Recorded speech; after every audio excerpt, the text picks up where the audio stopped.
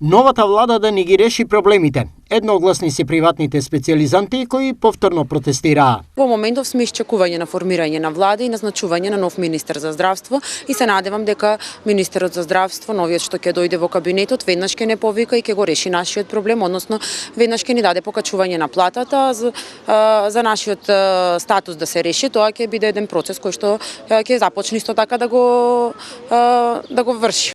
Специјализантите се оптимисти.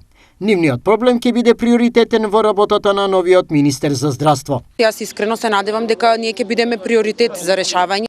До тогаш, како што и најавија, секој вторник незадоволните приватни специјализанти, а се над 400 во државата, ќе протестираат потсетувајќи ги надлежните за нивните нерешени, но важни проблеми за нивната екзистенција, како повисока плата и решено здравствено и пензиско осигурување.